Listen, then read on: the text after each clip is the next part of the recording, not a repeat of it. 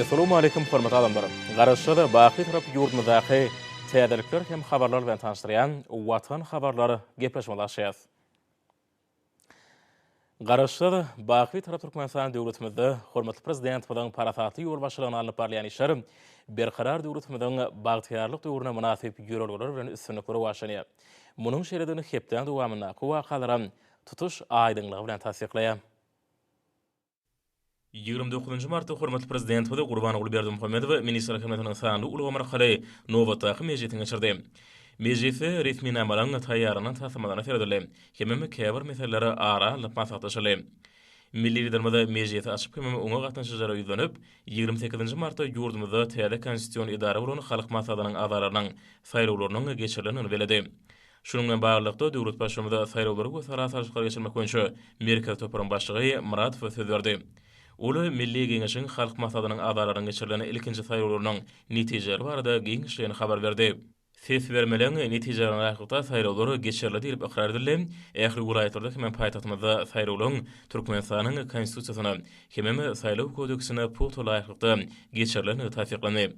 Milli Geňeşiň halk maslahatyna saýlaw toparlaryna ses vermeleň netijeleri hakyndaky tesbirnamanyň esasyna Türkmenistan boýunça jemi 48 adam, her welaýatdan hem Aşgabat şäherininden 8 adam saýlandy. Milli Geňeşiň halk maslahatynyň umumy sanynyň 20 götürmini zenandyrdy.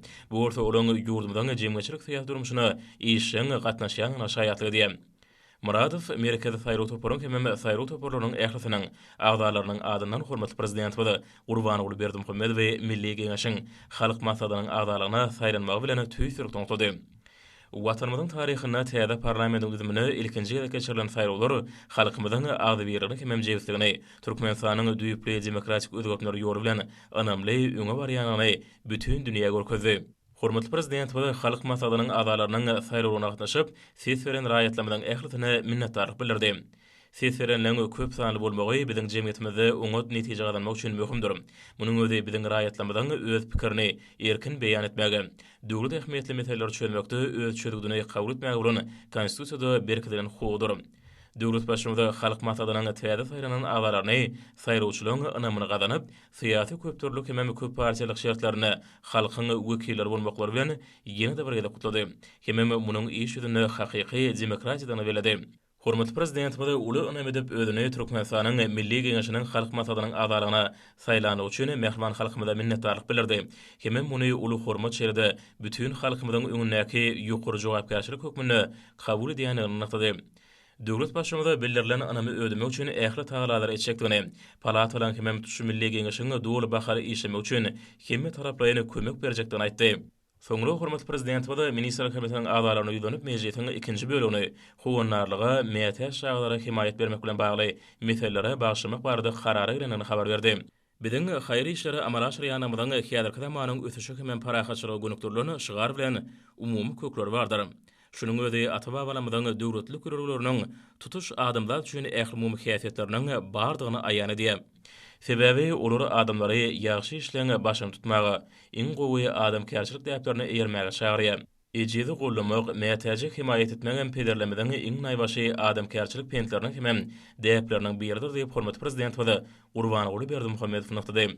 Ata-babalarymyzyň ýyl bilen bolmak, berek-berek kömek etmek, derdi ünne derdini, beginin ünne şatlygyny paýlaşmak ýöregleri halkymyzyň baý durmuş tejribesinden, nusgalarlyk medeniýetinden habar berýär diýip milli lidermede sözünde dowam etdi.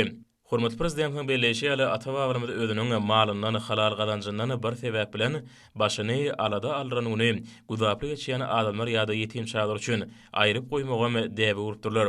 Şeýle etmek bilen olaň aradasyny, agyr gussasyny azajygam bolsa egismäge çarşypdylar. Bu däpleri häzirki döwürmizde şeýle pederlemeden ejide howanlarlyk etmek däpleri hem hadalary biziň döwlet syýasatymyzda öz beýan tapýar. Hormatly prezident we bular barada aýtmak bilen şeýle ykbaly adamlar baradaky aladalamydan germeni hasam giňetmek, olary has göwnüjä ýerine ýetirmek üçin ýürüýt we haýyr sahawat ganatynyň döredilmeginiň gerektigi barada pikire girenligini habar berdi. Sebebi ýurdumyň şäherine haýtydyr bir sebäp bilen kömege mätäç ýagdaýda galan çaglamyda gollaw bermek üçin şeýle gazmanyň ury orny bolar. Biziň döretçek täze gazmamyda ata-babalarymyzyň ýürürlerini hakyky iş ýüzüne durmuşa geçirmäge ýardam berer diýip hormatly prezident we sözünde dowam etdi. Şunun bilen baglykda milli liderimiz öz gazanjyndan ilkinji bolup täze döredene haýyr sahawat gatnaşyny serişde oýanyny habar berdi. Egerde ejide howsarlyk etmege göwünne ýani ileşmez bar bolsa, olaram öz halal gazanjyndan howsarlyk gatnaşyna serişde geçirip bilerler. Bu gatna daşary ýurtlar üçin näme açyk bolar diýip hormatly prezident bellädi. Täze döredelen gatnanyň serişleri şol çagylan tölegli saglyk, bilim hyzmatlarynyň peýda bolmaklary, munasip diň jarmaklary hemem beýleki zerurluklar üçin gönükdirlip bilinir diýip hormatly prezident aýtdy. Hemem bu karara gol çekdi. Soňra hormatly prezident we mejlisiň başlygy Mehmet Wafi berdi. Milli parlamentiň ýol başçysy şuýruň 28-nji martynda Türkmenistanyň Milli Geňeşiniň halk maslahatynyň azalarynyň saýlawlarynyň üstünlükli geçirilenine aýratyn bellep, oňy milli demokratiýanyň gazananlarynyň esasynda amala aşyranyny, hemem nowatdaky halkymyň agzybirligine ejebisligini hemem watançylyk duýgusyny eşgär edenini aýtdy. Mejlisiň başlygy hormatly prezident we bu möhüm waka bilen şeýle halk maslahatynyň azalygyny saýlanmagy bilen tüýsürekden otlap, döwlet başçylygy üçin saýlawçylaryň ýüzi götermeniň ses berenini bellädi. Hormatly prezident bilen atawa we deplemede eýrip haýyr sahawat gatnaşyny döretmek baradaky başlangyjyny mejlisiň deputatlary dogry gollaýarlar. Geljegimiz buruny ýaş nesillemeden kime taraplaryny kadry üstüni üpçünetmek baradaky aradalan ählisy milli liderimiň alyp barýan insan perwer işler bilen aýrylmaz baglanyşydyr. Şunun bilen baglykda milli parlamentiň ýol başçysy täze döredilýän howunarlyga mätäş şaglary himayet etmek boýunça haýyr sahawat gatnaşyny Türkmenistanyň prezidenti Gurbanoğlu Berdimuhammedowyň adyny dakmak hemem bu barada Türkmenistanyň mejlisiniň kararynyň kabul edilmegine ruhsat bermek barada gahrman arkadamyzdan uly hormatlaryny haýyş etdi. Soňra Ministrlik Kabinetiniň başlygynyň ornatary Daşary işler ministri Meret Fosözörli, ola döwlet başçylygy Milli Geňeşiň halk maslahatyna geçirilen ilkinji saýlawlaryň üstünlükli hemem täze parlament düzümine saýlanmagy bilen tüýsürekden otdy. Hemem bu möhüm jemgyýetçilik syýasy möhümüň şeýle ýurdumyzda iki palatary parlamentiň döredilmeginiň biziň jemgyýetimizden hakyky halk häkimetlik däplerine ıgrarlygyny tasdiklaýan anlatally. Ýurdumyň diplomatik toplumynyň milli liderimiň atyna howunlaryna mätäş şaglary kömek hemem gollaw bermek üçin haýyr sahawat gatnaşyny döretmek baradaky çözüdüniň dogry gollanýany aýdyldy. Bu çözüdüň hormatly prezident bilen ýaş Türkmenistanyň bagtýar durmuşy baradaky hemişelik atarlyk aradasynyň nowatdaky subutnamaty da anlatly. Milli liderimiň asly başlanýaryň Türkmenistanyň tarapyndan dogry gollanjakdygy, hemem daşary ýurtlarda uly gyzyklar döretjekdi görüňsizdir. Çünki döredilýän gatna daşary ýurtda hyzmatdaşlar üçin hem açyk bolar. Şunun bilen baglykda gatna Türkmenistanyň prezidenti Gurbanoğlu Berdimuhammedowyň adyny dakmak baradaky teklibiň gollanýany aýdyldy. Soňra Ministrlik Kabinetiniň başlygynyň ornatary Uraz gelip çykşydyp, döwlet başçylygynda ýurdumyň taryhyna ilkinji gezek Milli Geňeşiň halk maslahatynyň azalarynyň saýlawlarynyň üstünlükli geçirilmegi hemem beýdara saýlanma münasibetli gutluk sözlerini beýan etdi. Şeýle ýurdumyzda ata-babalarymyzdan gelýän insan perwerlik, ýagşy niýetlilik hemem birege gollaw bermek ýürelerini ösdürmäge, olary ilatmyň arasynda esasan ýaş nesimde wagyn etiqad etmek meselesine aýratyn ornuny berilýän belenni. Hormatly prezident bilen ýurdumyzda şahadat üçin haýyr sahawat gatnaşyny döretmek baradaky teklibini owatana toplumynyň ähli işgärläriniň gollaýan aýdyldy. Hormatly prezident we çykyşlary umumlaşdyryp mejlise howunarlyga mätäş şaglary himayet bermek bilen bagly möhüm meseleleriň ara näp maslahatlaşanyny hemem inne bu wezipeleri işleň şeýle şart durmuşa geçirmelerini atady. Soňra milli liderimiň Ministrlik Kabinetiniň azalaryna ýüzenip, gödöwçilik diýen ministrliklaryna hemem puduk idaralarynyn ýol başçylary bilen birlikde ýurdumyň goraýatlaryna hemem Aşgabat şäherine iş saparyna bolup, ýerlerde öz uğurlugy boýunça alınıp barýan işler bilen ýakyndan tanışmagy, şeýle işleň dipkini güýçlendirmek üçin zerur şäherleri görmegi tapşyrdy. Soňra Ministrlik Kabinetiniň sany ulgam arkaly geçirilýän mejlisine gatnaşyjylar hormatly prezident we Türkmenistanyň Milli Geňeşiniň halk maslahatynyň azalarynyň saýlawlarynyň üstünlükli geçirilmegi hemem täze parlament düzüminiň azalaryna saýlanma münasibetli gutuldyr. Tarihi ähmiýetli waka öwrün hemem hormatly prezident bilen milli parlamentiň iki palatary ulgamany döretmek barada başyny başlan bu möhüm jemgyýetçilik syýasy çäräniň döwletimiň demokratik esaslarynyň hafamy puturlanmagyny, hakyky halk häkimetlik ýürelerini berqarar bolmagyna ýardym etmäge gönükdirligi belenni. Döwlet başçymyza gutlawlar üçin minnetdarlyk bildirip, garaşsyz hemişelik bir tarap Türkmenistan döwletimizde asly milli ýürelerimizden mundan belägem munasip dowam etdirilejekdigini bellädi. 30 martda hormatly prezident we Gurbanoğlu Berdimuhammedow Türkmenistana saýlawlary salat aşkar geçirmek boýunça Merkel toparyň başlygy Muradow Milli Geňeşiň halk maslahatynyň azalarynyň şahsiýetnamasyny oşurdy. Merkezde saýlaw toparyň ýol başçysy ilkilen hormatly prezident we Gurbanoğlu Berdimuhammedow Milli Geňeşiň halk maslahatynyň azalaryna bir agzdan saýlanmagy bilen tüýsürekden otdy. Bu çözgüdüň tutuş halkymy tarapyndan bu ýa-da kabul edilendigini taýlay. Muradov ýurdumyň taryhyna ilkinji de geçirilen Milli Geňeşiň halk maslahatynyň azalarynyň saýralarynyň ýokary guramaçylyk derejesiniň üpçendilendigini, bu jemgyçilik syýasy şäheriniň halkymyň agdy berlerini hemem jewsegini, garaşy da beýtarap Türkmenistanyň demokratik özgürlüğiniň ýoly bilen belent ösüşleri tarap anamly gadam urýanyny alamatlanýanyny beledi. Hormat prezident we Milli Geňeşiň halk maslahatynyň azalarynyň şahsiýetnamasyny minnetdarlyk bilen kabul edip, geçirilen saýralaryň döwletimiziň jemgyçilik syýasy durmuşyny taryhy ähmiýetli waka, döwletimiziň demokratik esaslaryny berkitmekde, hakyky halk häkimetlik ýurularyny potolandyrmakda möhüm ädim bolanyny beledi. Saýralaryň açyklyk, aýdynlyk, demokratik ýurulary esasyna geçirilmegi oňa jemgyçilik guramlarynyň tutuş ilatymadan aýatynam saýrawçylaryň işden gatnaşmagy ýurdumyzda asarlar aşyp gelýän milli demokratik esasyň berqarar bolýanynyň nowata subutnamasy. Milli parlamentiň iki paratly düzüminiň dördülmegi jemgyýetimiziň ähli gatlyklarynyň, şeride sebitleň halkymyzyň bagtýarlarynyň, hemem awadançylarynyň demokratik düzümlüğüne berkilenmeginiň bähbidini gulluk etmek üçin täze mümkinçilikler açar. Munyň özi döwlet adam üçin diýen ansanperwer şagaryň dawarlanýanyň nowata subutnamasy. 31 martda hormatly prezident we Gurbanoğlu Berdimuhammedow Gazagystan Respublikasynyň ilkinji prezidenti ýylbaşy Türk dilli döwletleriniň hyzmatdaşlyk kengeşiniň hormatly başlygy Nursultan Nazarbayewiň çaklawy boýunça Türk dilli döwletleriniň hyzmatdaşlyk kengeşiniň sanly ulgamy arkaly geçirilen resmi däl maksadyna hormatly mehman hökmüne gatnaşdy. Forumun gün tertibine umumy awadançylyk hemem durnukly üçin bähritlerine laýyk gelýän köpürli döwlet hyzmatdaşlygyny giňeltmek hemem potolandyrmagyň meselelere girdirildi.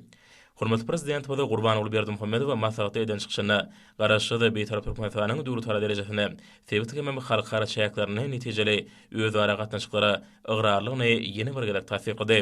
Milli lidermada Türkiýe dili ýurtlaryň başlyklaryny ýüzüne Türkmenistan ýany hoşniýetli hyzmatdaşlyk gatnaşyklaryny ösürme uruna edýän tagaladary hemem halkara giňişliginde hususan Birleşen Milletler Guramasynyň çäklaryny biziň ýurdumyzda berýän gollagy, şeýle Türkmenistanyň oýlanşykly içeri syýasaty esasanýan parahaçylykly daşary syýasat ýurularynyň durmuşa geçirilmegine ýygydarly berýän ýardym üçin olary tüýsürekden minnetdarlyk bildirdi. Hormatly prezident we Türkiýe dili döwletiniň arasyndaky dostluk gatnaşyklaryň hemem birek-birege amatly hyzmatdaşlygyny hasam ösürmegini maksat edilýän ýokary derejede duşugyny netijeli geçirme babatda döwletden amatly şertler üçin hoşallyk bildirdi. Hormatly prezidentiň beýleşýäri ýokary derejede duşuk biziň ýurtlarymyzyň arasyndaky gatnaşyklaryň has beren sepketlere çykarmagyna uly ähmiýete eýe bolup durýar. Şununla baglykda hormatly prezident we duşugyň netijesinde kabul ediljek çözgütliň ähli taraplar üçin hem bähbeti boljakdygyny anam bildirdi. Mälim bolşýar Türkmenistan halkara syýasatynyň gün tertibine girýän derwaý soralar boýunça möhüm başlanýşlary öňe sürdi. Bu başlanýşlar hususan ähli hukuklygyň gazanylmagy, energiýa hukuklygynyň üpçendirilmegi, ulug pudugynyň ösürilmegi, daşky urşagyň gorulmagy, sowda gatnaşyklaryň güýçlendirilmegi ýaly soralary, hemem beýleki urlary öz içine alýa diýip milli lidermada sözüni dowam etdi. Biziň döwletimizde dünýä derejesindäki bu teklipleri işlerine amal aşyrmagy örençinlik geçirmeleşýär. Hormatly prezident we beý zerur işlerini biziň ýurtymyzyň arasynda hyzmatdaşlygy hasam ösürmäge, şeýle giňeltmäge ýardym berjekdigini aýdyp, ähli taraplary agdalan resminamalaryň işlerini amal aşyrmagyna işden gatnaşmagy çağırdy. Hormatly prezident we maslahat gatnaşyjy ýurtlaryň arasyndaky dostlugyny gatnaşyklaryna medeniýete, ilmek hemem bilime uly urnuny degişligini atap, umumy medeni ruhy mirasyň hemem gymmatlyklaryň döwletimizin arasynda gatnaşyklaryň potolandyrylmagy hemem giňerilmegi üçin berk esas bolup hyzmat edýändigini atady.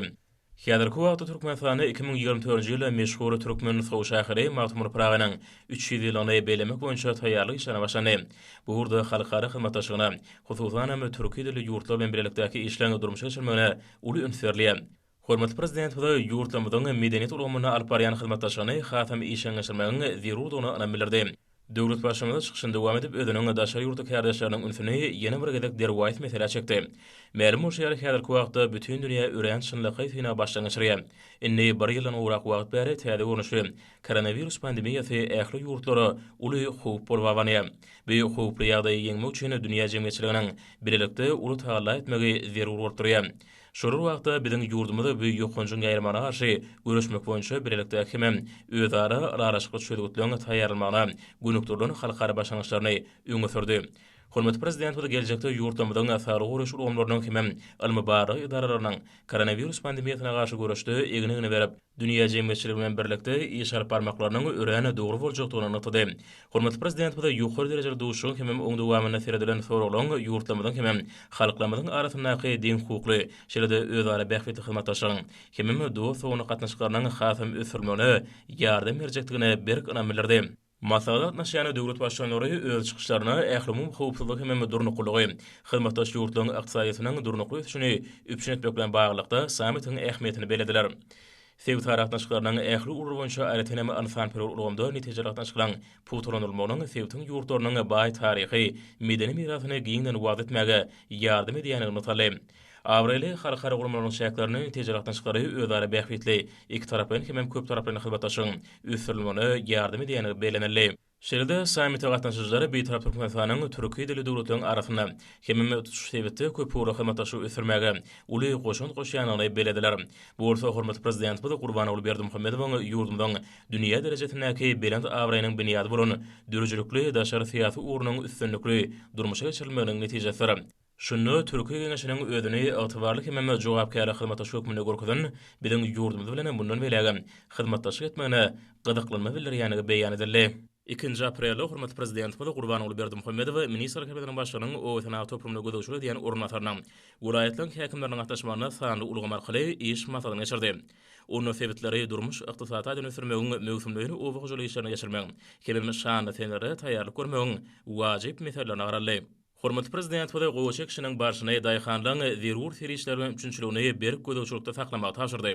Milli liderimiz gowy kişini urunýan owa hojalyk teknikalarynyň hem enjamlaň ýokary önürjülükli iş edilmegini üçin etmek meselelerini çözmek boýunça görkezmeler berdi. Hormatly prezident ýurdumyzda alyk üçinçiligini putulandyrmagy hem buğdoýyň bol hasylyny ösürip ýetişdirmäge aýratyn ünsürmägi, şu maksat bilen welaýatyň buğdoý meýdanlaryna ösüşdigini tutmak hem mineral dökümler bilen iýmetlendirmek boýunça işleň depkini güýçlendirmegiň zerurdygyny beledi. Hormatly prezident Gurbanoğlu Berdimuhammedow welaýatlaryň owa hojalyk meýdanlaryna ýaýbanlanlaryny möhümligini işleň aýratyn taraplara dogry raýat gelmeligini hem ýerli toprak howa şertlerini nazar almak bilen alymyň gazananlarynyň ulanylmalygyny beledi. Döwlet başçylary welaýaty gowy kişiniň depkiniň güýçlenilmegini öňe bu işiň gurumçylykly hem ýokary hili geçirilmegi bilen baglanşykly meseleleri berk gödöwçülükde saklamak barada häkime anyk taýşyr berdi. Hormatly prezident yer almaň soğunyň hem beýleki göýök bagçy ekinleriniň ýokary hasylynyň ösürip ýetişdirmegini üçin etmek, bu ekinlere agrotehnikanyň kadrlary laýykda ýa-da etmek meselelerini gödöwçülük etmek barada degişli görkezmeler berdi. Hormatly prezident maalaçylyk hojalyklaryna döwürlerden owluklyk hem diýerlerden köşe almak möhüminiň ýokary gurumçylykly geçirilmegini üçin etmek barada degişli görkezmeler berdi. Hormatly prezident pili önürmek möhümine dogry taýýarlyk görmek, bu urda beren meýilnamanyň ýerine ýetirmegini üçin etmek, ýüpekçiler bilen şertnamalary öz wagtyna baglaşmak hem ýazgy bag etmek möhümini öz wagtyna tamamlamak, baglary ýa-da etmek bilen baglanşykly taýşyklary berdi. Döwlet başçymyzy Türkmenistanyň prezidentiniň ýurdumyzda 2019-2025-nji ýyllarda durmuş ykdysadyny ösürmek maksatnamasyny hem owa milli maksatnamasyny durmuşa geçirmek şäherlerini meýilleşdirilýän işleri öz wagtyna ýerine ýetirmegiň zerurdygyny atyp, garaşdyrylmyň 30 ýyla münasibetli ulanylmagy berjek desgalam guruluşlaryny ýokary hili hem beýlenen möhletini tamamlamagynyň wajypdygyny aýdyp, bu batda bir neçe anyk taýşyklary berdi. Hormatly prezident hatabat dinläp, owatana toplumynyň ösürmegine gönükdirlene döwlet maksatnamalaryny ýylgyrly amal aşyrmagyny möhümdigini öňe bu urda anyp barlayan işleň depkinlerini güýçlendirmegiň şunyň möhüm wezipetini beledi. Hormatly prezident ata watanymyzyň mukaddes garaşdyrynyň şöhratly 30 ýyla münasibetli Türkmenistan parahatçylygyň we anşmagyny watan şaharlaryna geçen ýylda meýilleşdirileni ähli çärelen berkarar döwletimizden bagtyarlyk döwrüniň ruhuna laýyk gelmeligini atyp, öňde bolany möhüm wezipeleri oňun çözmek üçin ähli taýlaryň edilmeligini beledi. Hepden dowamyndaky möhüm wakalar hormatly prezident ýyl ýurt bähbetli işleriniň rowaşanyanyny watanymyzyň ähli babatlarda ýokary depkinlerde ösýändigini äşkär etdi. Türkmenistanyň Alymlar Akademiýasynyň hem Baltmurada näki ýaşar uramasynyň merkezi ýaşanyň ýanyndaky ýaş alymlar merkeziniň birlikde uramaklaryny sanly ulgam arkaly okuw maksaty geçirilip, ol işiň häsiýetli boldy.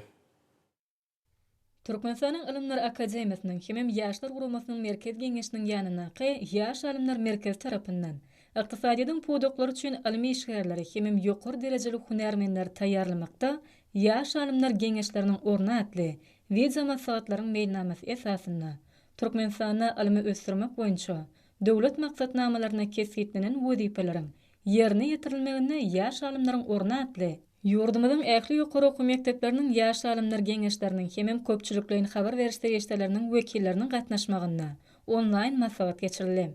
Onu mawtumly pragynyň döredejligini sany tehnologiýalar arkaly öwrenmek meseleleri hakynda Yurdumyzyň milli iqtisadiýatyny ösdürmekde döwrewap ýokary bilimli hemik hunarlary taýýarlamaň orny barada. Türkmenistan UNESCO türkmen halkynyň taryhyny öwrenmek, milli gymmatlyklaryna hasaba almaň özara hyzmatdaşlygy hakynda ýurdumyzyň iqtisady ösüşini, alymyň we tehnologiýanyň ösüşini, hemia sanatyna degişli alma barlyk işleri, halkyň medeniýetini, sunuwatyny, däp desturlaryny, taryhy we edebi mirasyny öwrenmek bilen bagly çykyşlar guruldy. Berqarar döwletimiziň bagtýarlyk döwrüne ajaýyp zamanamyzyň beýik mugalimi, gahrman arkadamyzyň ýolbaşçylygyna ýurdumyzyň alymy jemgyýetçiliginiň ýaş wekillerine dörejilikli zähmet çekmegi, öňdebarjy tejribeleri özleşdirmegi, bäsleş we ukyply, netijeli alymy işleri alyp barmak üçin giň mümkinçilikler döredilýär. Mehriban arkadamyzyň ýardym bermegi bilen Alymlar Akademiýasynyň hemem ýaşlar guramasynyň merkez geňeşiniň ýanynaky ýaş alimler merkez tarapyndan ýurdumyzyň ýaş alimlarynyň hemem oýlap tapyjylarynyň işçiligi ýurdumyzyň iqtisadiýatynyň ösdürilmegine gönükdirilýär. Sportun dürlü uğrur boyunca yayvanlanarlayan yarışlar şanlı feneleğine davaralar bilen koşuyor. Türgünlüğün yeňşe bolan anamy yarışlaryň öz borçly bedegine uğurluyor. Stolun üstünde oynalayan tenis boýunça Aşgabat şäheriniň çempionaty tälimçileriň uly gyzyklanmasyna eýe boldy. Ýurdumyzyň sport we ýaşlar siýasaty ministrliginiň meýnamasyna laýyklykda Aşgabat şäheriniň döredilmeginiň 140 ýyllyk münasibetli geçirilen ýarış uswatlaryň ýüze çykmagyna mümkinçilik berdi. Çekilişli häsiýete wesilen bäsejik tejribe toplamakda ähmetlidir. Häzirki ýaş türgünler bilen halkara oýunlaryna taýýarlanyň öz boşly tapgyrdyr. Dürli ýaşlaryň ýygydyly geçilmegi ýurdumyzda sporty ösdürmek bilen birlikde raýatlarymyzyň sport hökümetini has tartyrýar. Sportyň bu görnüşiniň barha meşgullygy eýe bolmagy aýratyn belläliklidir. Belli bir derejede kämilleşmegiň peýdary uğruna öwürleýän sport bäsejikleri her bir türgüniň başarmagyny kesitlemekde möhümdir. Ýokary netijeleri gazanmak ýaşlaryň esasy wezipesine öwürleýär. Çekilişli häsiýete eýe bolýan sport bäsejikleri türgünleriň tejribeleriniň artmagyna ýardam edýär. Gadakly häsiýete beslenen ýaş kämilleşmek babatda öz boşly mektebe öwürli. Aşgabat şäheriniň sport we ýaşlar siýasaty baş müdiriýiniň guramagyny ýarış geljegine umyt bildirilýän türgünleriň köpdigini äşkar etdi. Ýarış sportyň bu görnüşiniň barha meşgullygy eýe bolýanyny görkezdi. Bu ýagda ýurdumyzyň sport älimindäki awrynyň ýokardan alamatlanyrýar. Munyň özi hormatly prezidentimiň sport ulgamyny amala aşyrýan özgertmeleriniň üstünlikleri beslänýäni şaýatlygy. Tejribe toplamagy uly mümkinçilikleri döreden bu ýarış türgünlerimiz üçin halkara bäsejiklerine taýýarlanan öz boşly tapgyryna öwürli. Her bir türgüniň yeňşe bolan ihlasy ýaşyň gadakly bolmagyny üpşin etdi. Ýaşlaryň ýygydyly häsiýeti adamlaryň saglygyny berkitmekde, sporty köpçüliklerin beden terbiýany etdirmekde ören uly ähmete eýe bolýar. Soňky ýyllarda türkmen ýaşlarynyň arasynda sportyň bu görnüşi işçiň ösdürilýär bol, aýratyn meşgullygy eýe bolýar. Mehriman akademiyanyň belleşi ýaly sport ählumumy parahatçylygy, döwletleriň hemde halkaryň arasyndaky dostluk gatnaşyklaryny we netijeli hyzmatdaşlygy potulandyrmagyň möhüm şerti bolup durýar. Sportyň sagdyn jemgyýeti kemale getirmekde, ýokary netijeleri gazanmakda ähmetli orny eýleýändigini durmuş aýdyn görkezýär. Ýokary netijeleri gazanmagyň esasy wezipe öwürmegi ýaşyň çekilişli häsiýetini üpşin edýär. Türkmenistanyň sport we ýaşlar siýasaty ministrliginiň değişli meýnamasyna laýyklykda Agratleska boýunça geçirilen ýarşam türgünleriň barha kämilleşýänliklerini görkezdi. Paýtagtymyzyň döredilmeginiň şanyny 140 ýyllyk münasibetli geçirilen ýarış türgünleriň her biriniň bu gurdaky üstünliklerini ýokardan görkezdi. Bu ýagda ýurdumyzda Mehriman akademiyanyň ýolbaşlygyna sport ulgamyna anyp barýan äger türlü işleriň netijesidir.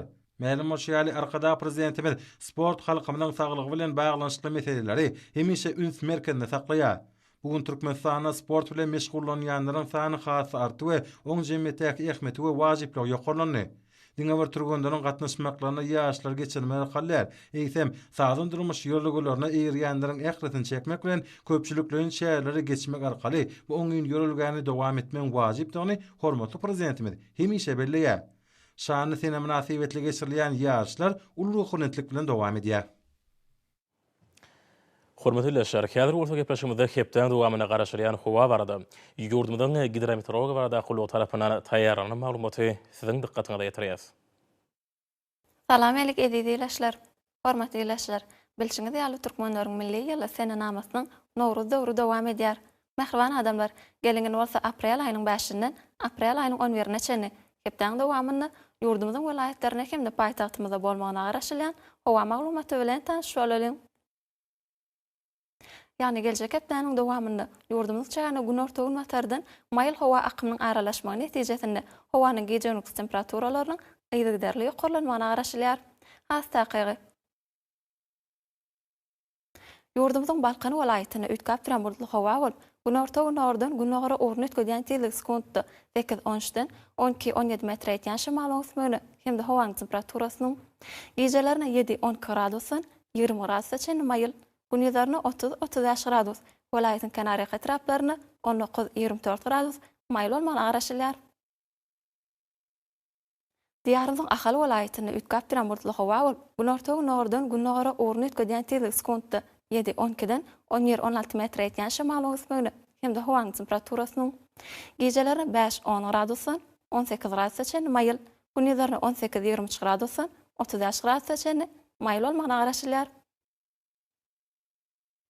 Ýurdumyzyň Mar welaýatyna ütkap duran bulutly howa bolup, gün ortagyň nordan gün ogara orny ötgeden tezlik sekundda 6-17-den 10-15 metr ýetýän şymal ösmegini hem-de howanyň temperaturasynyň gecelerine 5-10 gradusyň 18 gradusy çenli mayıl, gündüzlerine 17-20 gradusyň 34 gradusy çenli mayıl bolmagyna garaşylýar. Diýarymyzyň Lewap welaýatyna ütkap duran bulutly howa bolup, Demiraz gün ordan gün ogara orny ötgeden tezlik sekundda 7-12-den 11-16 metr ýetýän şymal ösmegini hem-de howanyň temperaturasynyň gecelerine 4-9 gradusyň 17 gradusy çenli mayıl, gündüzlerine 16-20 gradusyň 30 gradusy çenli mayıl bolmagyna garaşylýar. Ýurdumyzyň Daşoğlu welaýatyna ütkap duran bulutly howa bolup, gün ortagyň nordan gün ogara orny ötgeden tezlik sekundda 6-17-den 10-15 metr ýetýän şymal ösmegini hem-de howanyň temperaturasynyň gecelerine 4-9 gradusyň 14 gradusy çenli mayıl, gündüzlerine 16-20 gradusyň 29 gradusy çenli mayıl bolmagyna garaşylýar.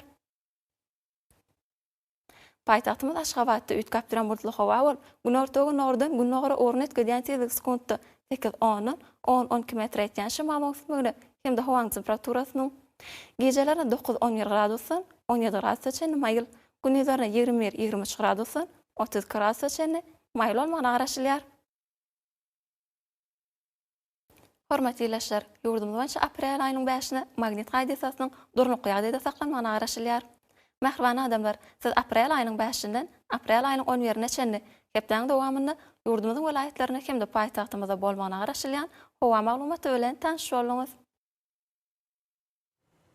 Eziz watandaşlar, häzirki wagtda howanyň düzümini tozan bölejikleriniň maçarynyň kadadan 7 götürüm artmagy bilen baglanşykly howa şertleriniň adam bedenine ýetirýän oňaýsız täsirleriniň öňüne almak üçin agyz burun örtüklerini ulanmagy, şeýlehem ýaz pasyny howanyň derejesiniň üýtgeýänligini nazara alyp, pasla görä geyinmegi maslahat berýär. Mehriban ýaşlar, bu günleri berja etseňiz, ýylyň islenlik pasyny öz saglygyňyzy gorap bilersiňiz. Mehriban adamlar, şunun bilen watan habarlary ýepleşigimizi jemleýäs. Berkarar döwletimiziň bagtyrlyk döwründe aty watanma Türkmenistan ähli wagtlarda ösüşleri ösenýär. Ähli ösüşleriň ödenine bolsa halkyň bähbidi bar.